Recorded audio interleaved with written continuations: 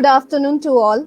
It's a privilege for me to welcome Satish Kataria sir to today's webinar on collaborative economy through crowdfunding.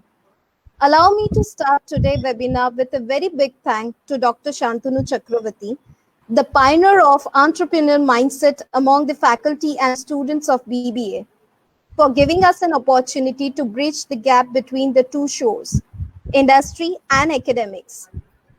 Let us start with an interesting quote by Jess Bandwidth, co-founder of Eve Sleep. Don't get distracted. Never tell yourself that you need to be the biggest brand in the whole world. Start by working on what you need at the present moment and then what you need to do tomorrow. So set yourself manageable targets. I am Shweta Shah, an assistant professor at Parul Institute of Business Administration. I am with my colleague, assistant professor Dinesh Divani sir. We will be discussing today about collaborative economy through crowdfunding. About Satish sir, is a passionate multipreneur with more than 2 decades of rich experience across the various vertical and domains. He is a pioneer of various fund concepts in India, first regarded for introducing a crowdfunding in India way back by 2010, and currently pursuing to bring on board revenue-based fund with the Avejak. His prior assignment was an investment head within Angel Fund, which was a SEBI-approved alternative investment fund. Satish sir is also a leading founder coach, having a built immersive coach program for aspiring entrepreneurs. He has also made a several interesting video series of entrepreneurship and recently authorized Unblock, a mindset manual for entrepreneurs, which has been collaborated by leading Indian founder and investor. Way back in 2010, he pioneered the concept of crowdfunding in India, bridging together hundreds of aspiring entrepreneurs on one hand and communities and masses on other, paving the way for anyone to support and fuel the entrepreneurial growth. In the journey, he coached more than 100 plus entrepreneurs, primarily helping them with fundraising and strategic growth hacks and address at multiple platforms, trying to inspire as many as possible to follow their calls and make their dream come true. Further, he is now also dedicating his energy and effort towards a larger mission of building and empowering thousands of path breakers in the nation, and is offering all that he has learned by being a both sides of entrepreneur journey through his immersive coaching program, video series, and blogs. I request Satish sir to enlighten us on topic on collaborative economy through crowdfunding. Over to you, sir. Thank you, Shweta, for such a nice introduction. And I think I also owe a big thanks to Dr. Shantanu for giving me this opportunity to present to all the students and members at Parul University. So a big thanks once again to all of you at Parul. And I hope that I will try to my best to kind of throw a little bit more light on collaborative economy and on crowdfunding, right? So I'll start with my presentation right away.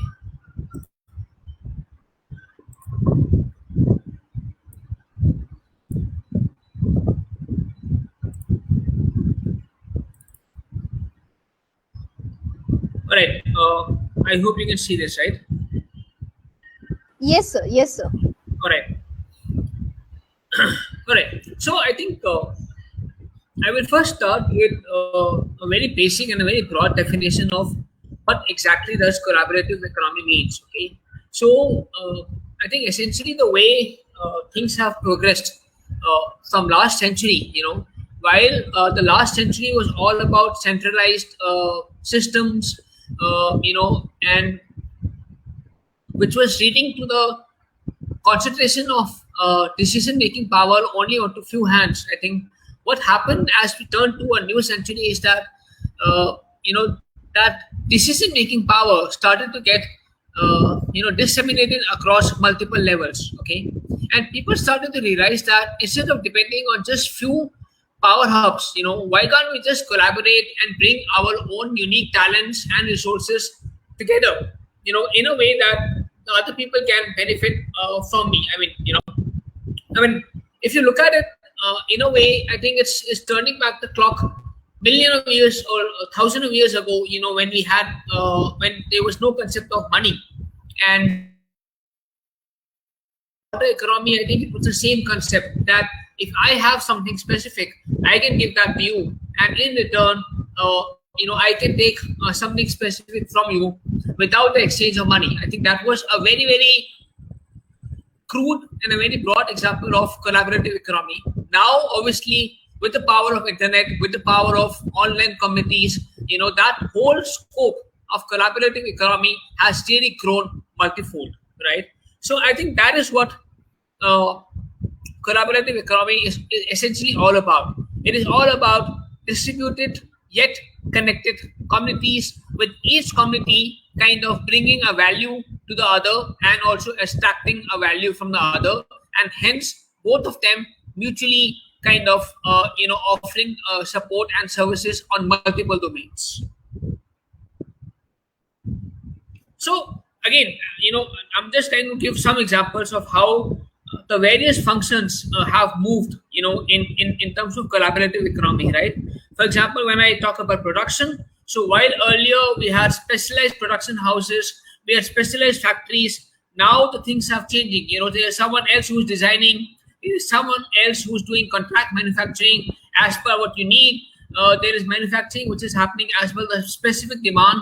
So I do not have to, necessarily block a complete floor of a factory, and I do not have to invest into, managing an inventory of 1,000 books or 1,000 pieces.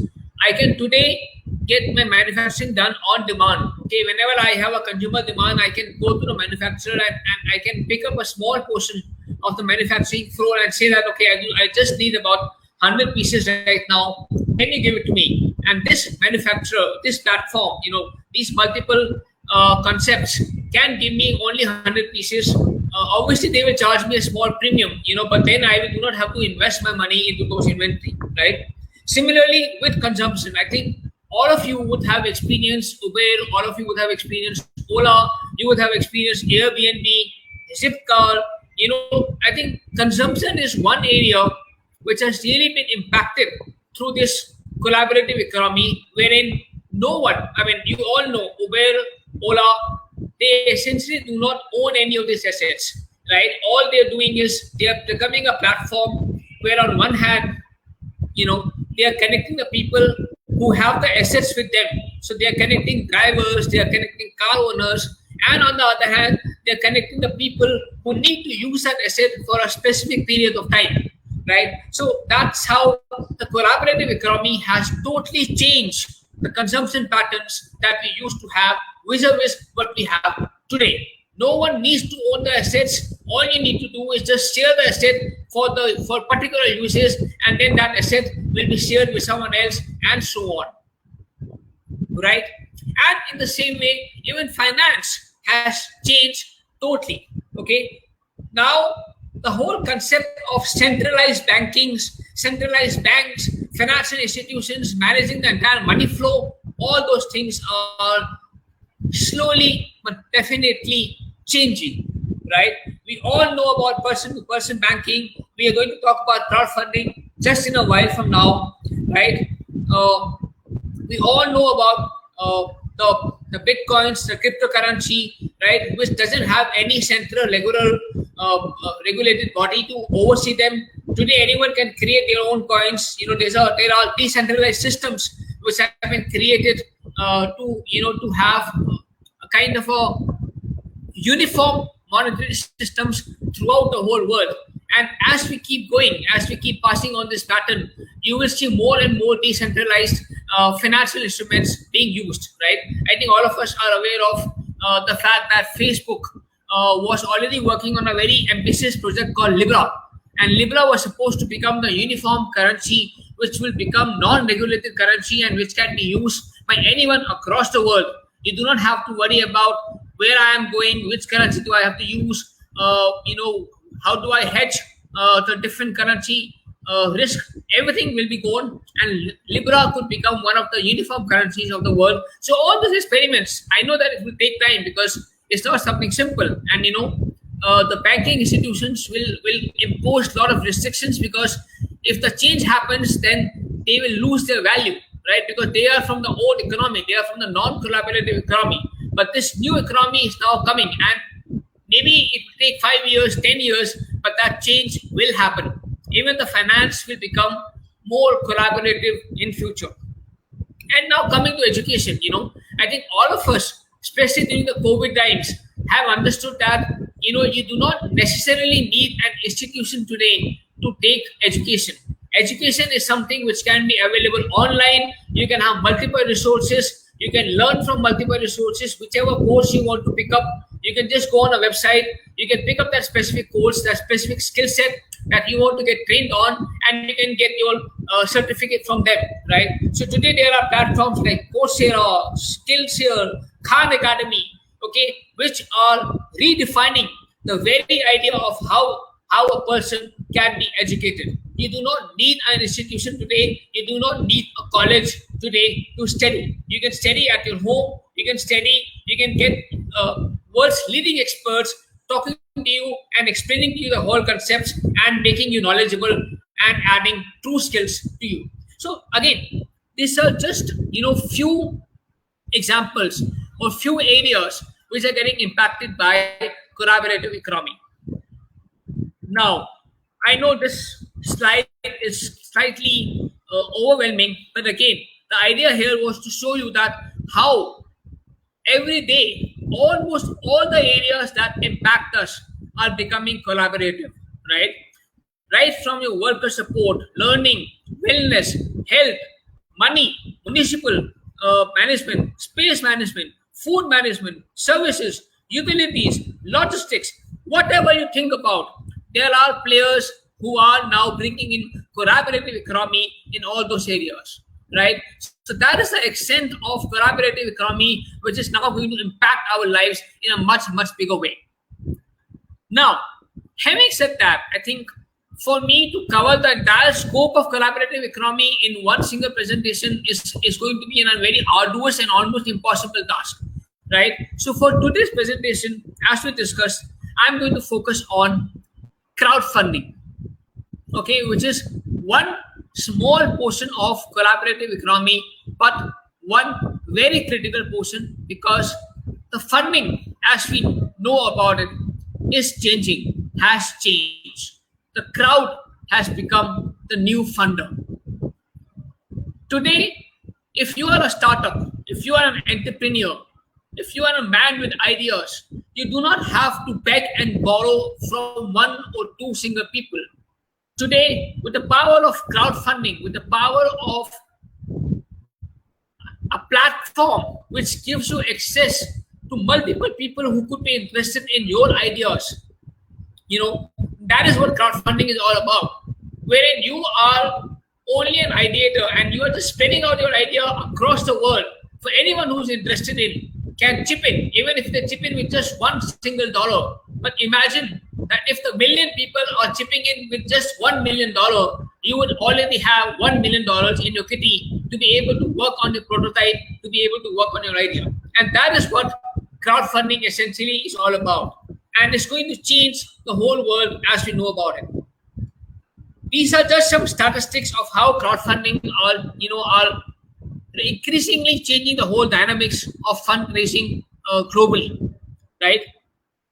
Asia is witnessing one of the highest growth in annual crowdfunding volumes. Kickstarter, which is one of the world's largest reward-based crowdfunding platform, has funded 4 times the projects in 2020 despite the COVID challenge than it did in 2014. And that shows that the number of people who are now wanting to be part of innovation, and innovation funding, innovation support is today not just restricted to venture capital. That model is dead. Venture capital will be dead in next 5 years. The crowd will become the new funder. And the industry is going to become a $300 billion industry by 2025. already in last few years, the volume of crowdfunding has crossed the total volume of venture capital industry in the world. So that is how crowdfunding is creating and building an impact that will change our lives as we move on. So this slide, essentially talks about certain broad models of crowdfunding. Okay, there are 4 or 5 main models of crowdfunding and how it works. The first basic model was the donation-based crowdfunding, right? Which normally works for a lot of social projects and small art projects. Donation-based crowdfunding essentially means that that when you are giving money for a project as a donation, as a and you are not expecting anything in return from them, right? So this is more a charitable thing. This is more a passionate thing that you're giving away, and you're not expecting anything in return, right? Obviously, having said that, the implication of donation-based crowdfunding is more for social causes, is more for small art projects, which may be having a small funding target requirement. The next comes reward, which is also called as pre-sale crowdfunding. Something which Catapult does. Now, reward-based crowdfunding essentially means that, let's say that I am working on an interesting product idea. Let's say I'm working on a different kind of a microwave oven. Okay, and I say that if you guys want to have this microwave oven now, I have just worked on the idea. I know that I can collate all the necessary resources required to make this microwave oven, but I need some money to convert this idea into a prototype and to convert that prototype into the first product. And for that, I am raising money from all those people who would love to have this product. Okay, so what I'm doing out here is I am essentially pre-selling my microwave oven to my target audience, right? So this is like an e-commerce with a twist. In e-commerce, when you go to Amazon, when you go to Flipkart today, what you see is something which is already in the market. But when you go to Kickstarter, when you go to Catapult in India, you will see the products of the future. You will see the products which haven't come in the market, but which, if they excite you, you can be part of them and you can pre-buy them and you can brag about them to your friends and family that we are the first one to get that product in our hand. And that is called as reward pre-sale crowdfunding, which is one of the biggest pie of crowdfunding globally as we speak. Then you talk about microfinance, which is again a very, very, I would say, small amounts, which normally happens for micro developments, for rural development projects, for self-help groups in villages, right? Wherein the funding target is not that huge, okay? And, wherein the money normally comes in as a debt only, right? And the people are supporting micro entrepreneurs, small entrepreneurs, like someone wants to start their own basket making unit, someone wants to open a small shop somewhere. So for that purposes, microfinance model is used. Then we come to social lending, so there are models like Milap. I'm sure you must have heard about names like Milap in India, which kind of use crowdfunding to be able to lend to small social projects, right? To be able to support small social impact projects. So that is called as social lending.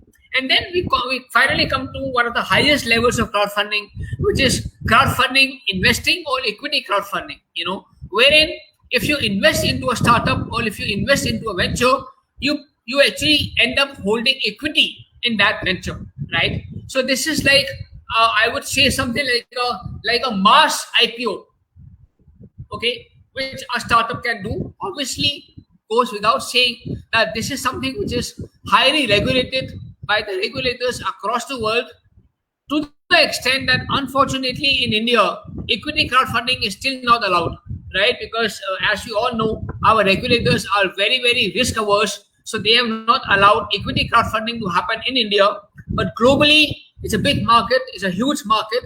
Be it China, be it Japan, be it Europe, be it US. Lot of startups, lot of entrepreneurs are today using the medium of equity crowdfunding to be able to raise money. And a lot of people like you and me are giving just $1,000 and are getting equity into exciting startups. So these are kind of the basic models of crowdfunding. Okay, let's go more deeper, right? And I think crowdfunding, again, as I said, is something which is not very new. I think it has always been an integral part of India. All of us know weddings. All of us know, we do a lot of massive social religious festivals, be it Ganpati in Maharashtra, be it Diwali in Delhi, be it Pongal in South India. Okay, all those festivals, people collect small amounts of money, to be able to celebrate that festivals at a societal level. And that exactly is what crowdfunding has been. And indeed, Manthan, you won't believe, Manthan was a film which was made by Sam Benegal in 1970s. And this was a film which was made on the Amul cooperative movement. And this was India's first crowdfunded film in which more than 5 lakh farmers, each one of them actually gave 2 rupees each to make this film possible. This has been one of the best examples of crowdfunding globally, even before the word crowdfunding was not coined, right? And that is the power of crowdfunding. That is how it has always been an integral part of Indian economy. Obviously, now what we see is crowdfunding version 2, or a version which is latest version, which is a version supported by the internet and the online communities that we have been able to build. Again, what I've done is I've given some examples of the platforms which are existing in India. So if I look at social crowdfunding, you have Impact Guru, you have Keto, which do crowdfunding only for social causes. We have Let's Venture, we have One Crowd, which does some quasi-equity crowdfunding. And then we have Catapult and Wishberry, which are doing rewards-based crowdfunding in India. This is some, very brief introduction to Catapult. So we have done more than 150 plus projects. We have raised more than, I think this is the old figure. Now we have raised more than 5.5 crores through reward-based crowdfunding. We have more than 12,000 contributors across the board now. We have been supported by some leading angel investors, and we have done some multiple events across our lifetime so far. Some of the biggest offline crowdfunding events that we have done. For example, we did the Economic Times and Catapult Changemakers Challenge, which was India's largest offline crowdfunding event, in which more than 500 startups have participated from across the country, and they have tried to do crowdfunding and try to engage with their communities to be able to raise funds. And then we kind of picked up about 15 top startups and helped them to raise follow-on investments from India's leading angel investors. Again, this is one of the examples of the event that we've done. So this was the Catapult Product Jars, which was in association with Amazon, Launchpad, and Business World. This was an event which was done focused specifically on product-based startups. Some of the products that we have funded: SwiftChill. We have funded Car IQ, which was India's first connected car ecosystem. We have funded P-Buddy, which was one of the India's first female hygiene product. This venture, all these ventures are today, funded by India's leading investors. If you look at, if you Google any of these ideas, all of them have gone ahead in life, and all of them have been funded, well funded, by investors today. Again, some examples. All right, so I think let's talk about how crowdfunding is done. Just to give you a brief idea. Okay, and again, it all depends on collaboration. It all depends on how do you communicate your idea, how do you identify the people who would be interested in your idea, and then how do you persistently collaborate and communicate with them to be able to successfully raise this funding. So that's what crowdfunding is all about. It's about talking, it's about asking, and it's about propagating, right? If you really, I think most of us believe that, that crowdfunding is simple. it is not simple. Okay, it is a very, very, I would say, engaging project. Okay, and the work starts when you put the project on a crowdfunding platform. Okay, you have to constantly understand that what all you have to communicate to your audiences, right? You have to understand that how do you communicate to your audiences, and you have to be confident enough to be able to ask for funding, right? Because unfortunately, in India, we all are kind of limited by a society thought that we should not ask for help. We should not share our ideas to the outside world. But that's now how it's supposed to happen. If we are entrepreneurs, we should be shameless. We should be shameless about asking for help, to be able to ask people for their feedback, for their funds, and for their support, and for their encouragement in kind of further promoting our ideas, because that's how crowdfunding gets built over time, right? So again, as I was saying, because since we are looking at in this particular example, since we are looking at reward-based crowdfunding, wherein you are not giving away any financial return to the person who's giving money to you, okay, this is all about engagement funding. Also understand one thing here, right?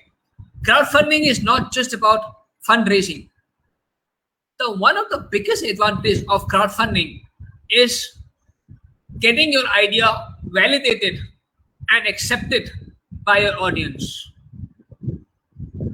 Getting to understand that what would be the right kind of product market fit for your idea. Because when you do a crowdfunding campaign on your idea, you automatically start marketing your idea. So you automatically start to know that out of your, let's say, 3 or 4 sets of target customers, okay, which one is being the most receptive to this idea? Which one is showing an intention to purchase my product or my idea, right? So, and then even if you're able to raise 1 lakh on a crowdfunding platform, believe me that 1 lakh is worth more than 10 lakhs, because you have not just raised money, you have built your audiences, you have engaged with them, you have made those people believe in your idea even before they have seen your product on a shelf. And that power, that kind of communication, if you can successfully do, believe me, you can raise as much funding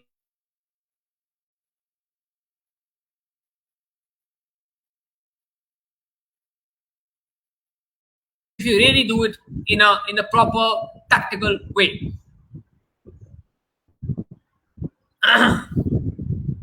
Lot of people have this misperception that crowdfunding matlab मैंने अपना funding outsource कर दिया.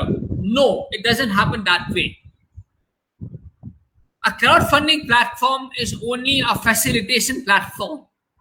It does not take over the funding mandate from you, right?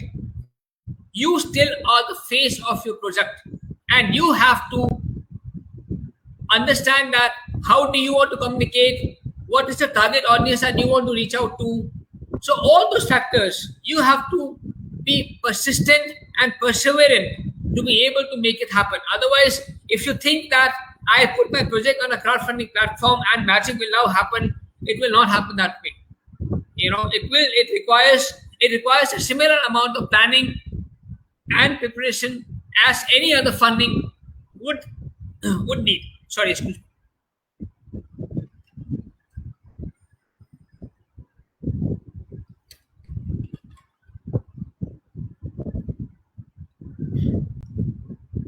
Yeah, right.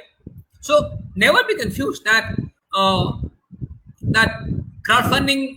If you have come on a crowdfunding platform, you have outsourced your funding. No, what a crowdfunding platform does for you is, it brings you an audience which have already crowdfunded previous projects, right? So these are the audience which is open to new ideas. So you get access to that kind of audience, but then you cannot just depend on that kind of audience, because you have to build your own audience also to kick the whole process off, right? So that is how. Understand, when you are crowdfunding your project, the first 30 to 35% of funding has to come from your own identified audience, because till the time that doesn't happen, an outsider will not be able to trust you, will not be able to believe in you. Only when he sees that, okay, I have seen this project to get 30% funding, which means that this project has a good idea, that there are people who are supporting the vision, why not I also join in? And that is how then, that is how the whole manifestation effect starts coming in. And and then you have outsiders and other people start coming to you and start supporting your ideas. All right, I'll just kind of try to run this video if I can.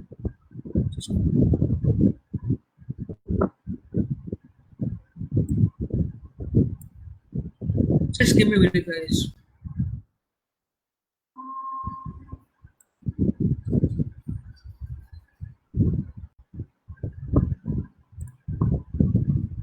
I'll try to stop sharing for a moment and just to see if this video works. Yes, sir. Yes, sir.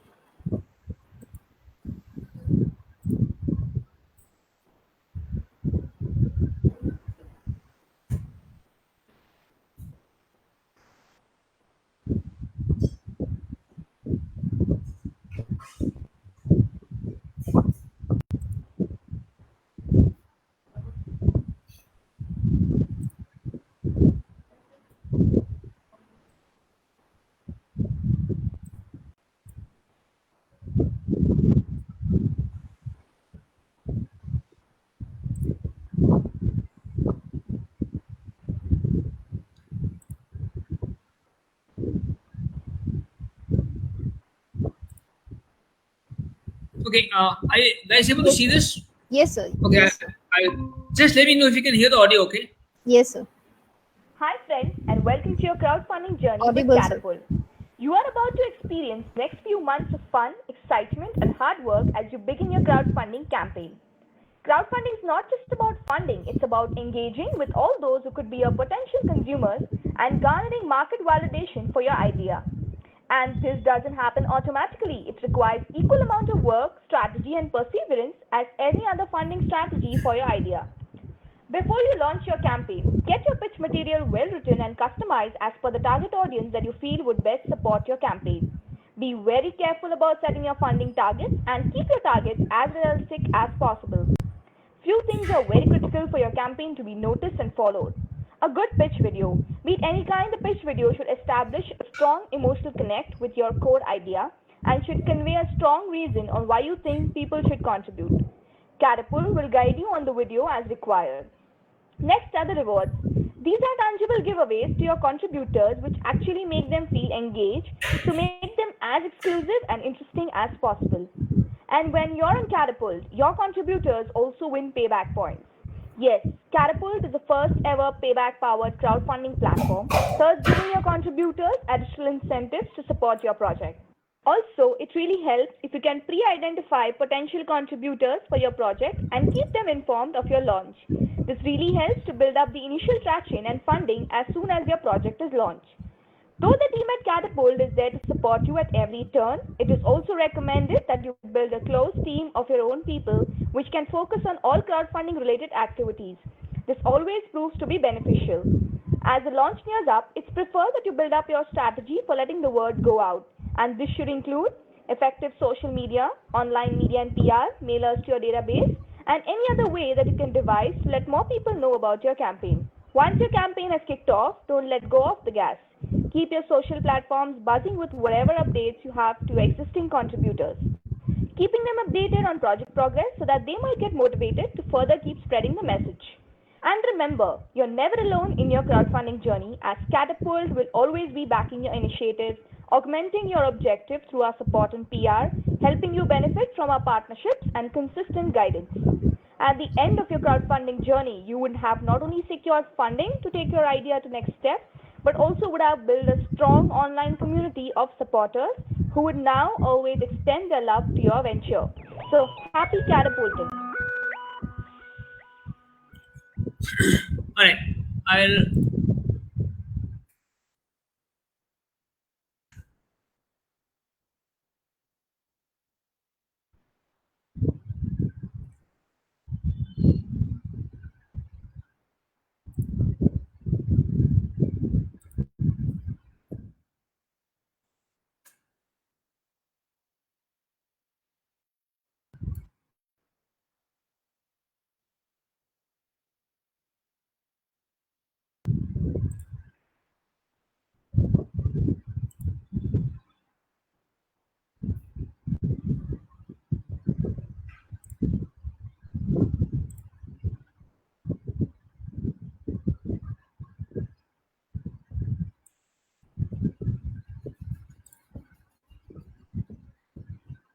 Okay, what I'm doing now is I'm just kind of sharing one campaign video, just to give you an idea of guys that how a campaign video is made on a crowdfunding platform, right?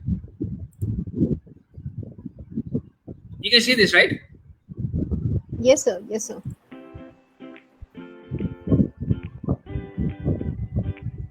How often we've come across a situation when we have family and friends come over to our place and we are run out of ice, or we have beverages which are not chilled enough. How often we've come across a situation where we sit in our favorite restaurant and have our favorite beverage, but it is diluted with ice and it compromises the entire quality of the beverage. There is also a statistic in the refrigeration domain which states that for all the packaged bottles that are kept in millions of homes and hotels worldwide and which are not consumed at that instant, there is a large amount of energy that is being wasted. This energy can be used to light close to about 20 to 30 million households.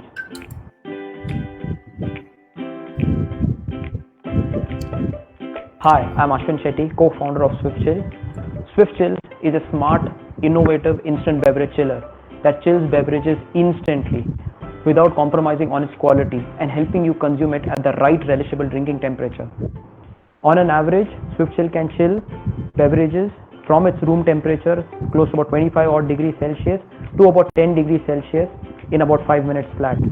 SwiftChill can chill beverages to its ideal drinking temperature where the beverages can be relished in terms of energy consumption as well as cost of chilling per bottle compared to a refrigerator.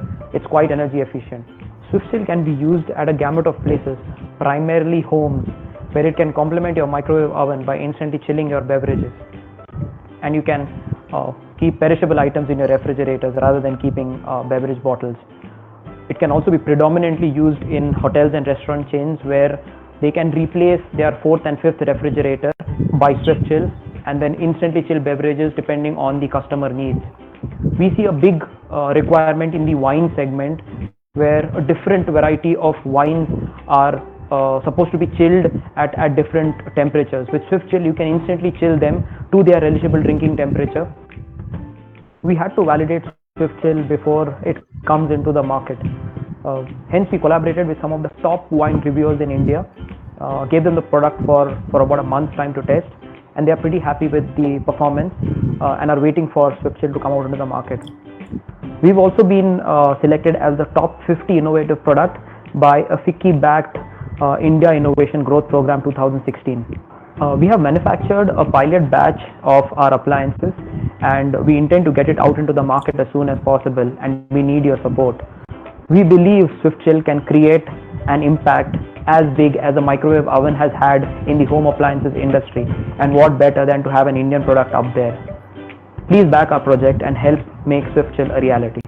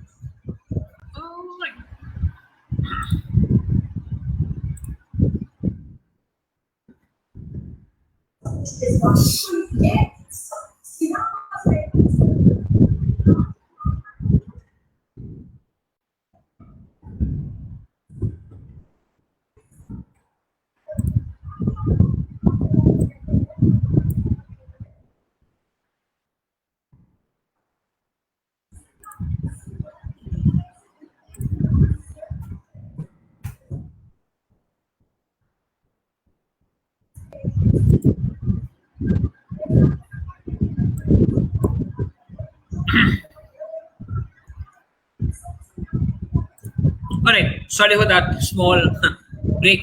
So now I'm presenting one more video, which is from my international crowdfunding campaign, and it's a very interesting video, and which is why I always kind of try to highlight this video in all my presentations on crowdfunding, right? And I think this will also lighten up the mood a little bit before we go on to Q&A on this. So here we go.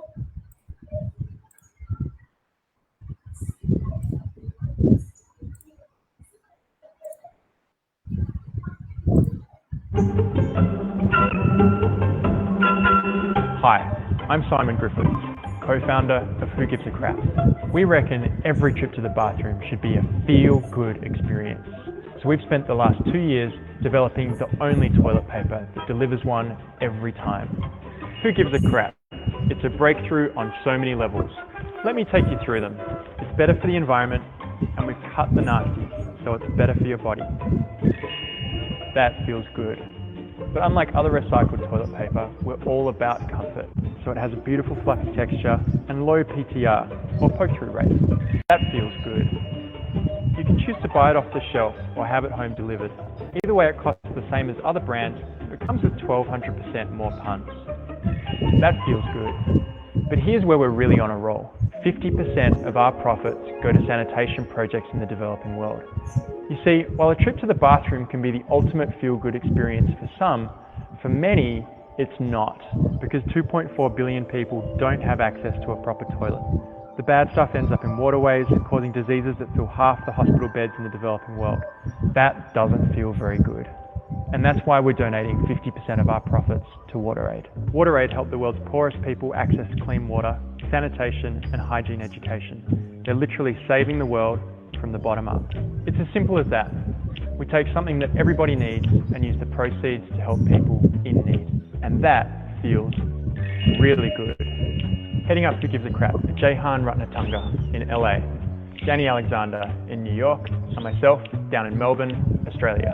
We're engineers and product designers who in 2010, through a shared passion for humanitarian aid and toilet humour, developed a business model that grabbed a lot of headlines and won a bunch of awards for entrepreneurship.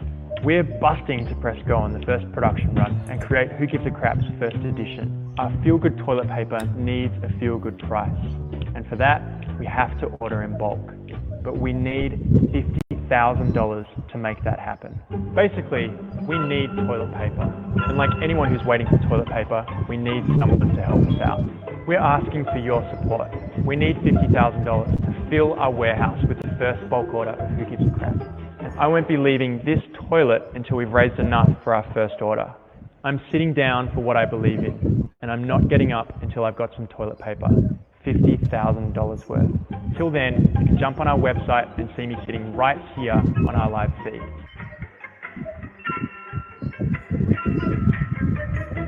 So please, bit of help.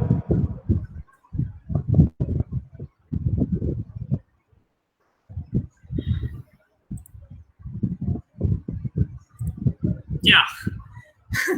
So that was it. I think so that's something. Crowdfunding is something which can really drive a lot of change with a lot of fresh ideas and community engagement, right? And all we need is, if your product ideas are strong, today you do not need to wait for any external investors to come and help you. All you need is a crowdfunding platform. Is a conviction in your own idea, and I think raising funding will not be that difficult anymore. So I guess with that, let me just check if I have any more slides to show. I think I've covered most of the points.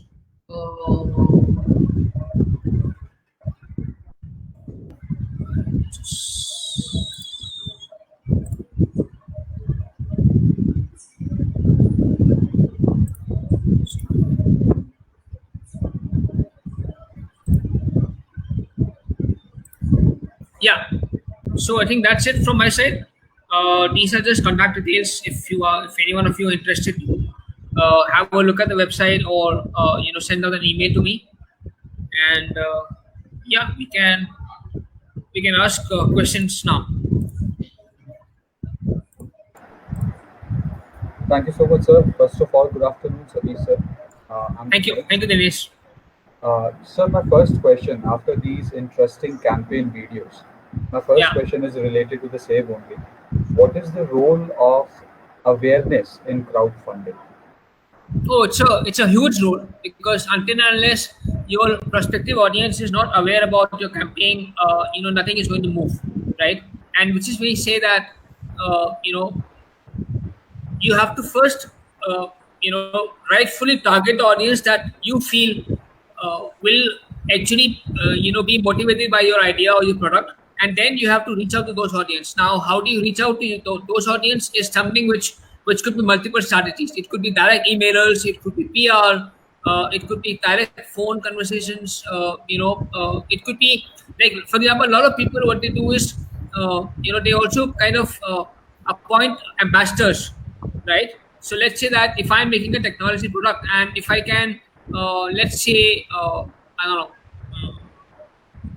know, let's say get a Flipkart founder or a technology founder, to say that, okay, this guy has helped to fund my project, so that automatically builds awareness for you, because and that is something which happens in agile investing also. For example, if I today say that my startup is funded by Ratan Tata, now even if Ratan Tata would have just given me 1 lakh rupee, but just because of that name, I will get a lot of other people coming onto my bandwagon, right? So same way with crowdfunding, awareness is very critical, and you have to keep building at it. Which is what I said initially, that if you want the crowdfunding campaign to be successful, you will need a lot of perseverance, you will need a lot of planning, and you will need to have you have to keep your contributors aware and updated on what's happening. Certainly, sir. So my next question is, what is the difference between crowdfunding and network marketing? Network marketing, no, it's a huge difference. I think with crowdfunding, what you're trying to do is you are raising the funds for your own idea, for your own product, right? Vis-a-vis network marketing is you are selling someone else's product. All you're just kind of creating a network of people who would only earn a small commission amounts, right? Actually, in network marketing, there's no creation. All you're doing is just selling and creating more selling networks. But in crowdfunding, is actually a creation, because you're raising money for an idea which is still in an ideation stage, and that idea, if it gets converted to a prototype or a product, can benefit a lot many people. It will create employment. It will lead to a lot more interesting innovation. It can enrich all the people who have contributed to it. But network marketing is something very different. So I think there's a lot of difference between both of them. Okay. So again, my next question from student side is, what are the pros and cons of crowdfunding for a Kickstarter? Follow? For a Kickstarter, what are the pros and cons of crowdfunding for a Kickstarter? I think I didn't get the last part. What is the pros and cons of crowdfunding for? For a Kickstarter or for a new business, a new idea business on an idea level. Okay, so see, the pros obviously are you get customer validation. Okay, you get your initial funding that you need for your prototype development, right? You get to understand a right kind of a product market fit. Okay, and you also get to kind of raise money for. I think with crowdfunding, you actually are not spending money for marketing, but you are actually making people pay you for your marketing, right? So that actually takes marketing on a totally reverse spin, right? So those, I think, are the pros. The cons obviously are depending if you're like, for example, if your idea is not able to create excitement, right? You may feel a bit down, or you may feel a bit discouraged, because see, again, I think crowdfunding does not work for all sort of ideas, right? For example, if you are a B2B startup, I think crowdfunding may not be fit for you, right? Crowdfunding is more for a B2C kind of a startup, because ultimately it involves engaging with the normal people, with the common audience of your product, right? Also, there is only a limit to which crowdfunding can get funding for you, and that depends on the model, that depends on the regulations allowed in a particular country, right? Like, for example, in India, since equity crowdfunding is not allowed, so you can maximum raise up to, let's say, 10 lakhs or 15 lakhs through a reward-based crowdfunding, right? You cannot raise more than that. But if you are in a US market, where you allow reward-based you allow equity-based crowdfunding, and in those markets, you can easily raise up to $1 lakh, $1,100,000, because that is what those countries allow to raise through a public distribution of knowledge and awareness. So those are the particular cons, and I think I already spoken about the pros. Certainly, sir. So my next question from the faculty side is, as you have already discussed about the role of awareness in crowdfunding, so what Yeah. would be the other factors which can impact crowdfunding on a major scale? So I think the major factors obviously would be how are you communicating your project, right? Because as you have seen in the videos, your videos have to be really catchy. Your videos should be able to communicate a conviction of a founder in their idea. If you remember the last video, not only the guy was able to very well capture the attributes of a tissue paper roll. I mean, ultimately it's just tissue paper roll, right? You would not think that even that could be innovative, but this guy have bring some innovation out there, and they have tied up with the NGO to helping a larger community out there. But even after that, at the end of the day, they did a very clever marketing tactic that, okay, I will not get up from my toilet seat till the time I do not receive the funding. So again, that creates a lot of buzz around the whole idea, right? So it all depends on how how clear and how innovative your communication can be. So that could be one big factor.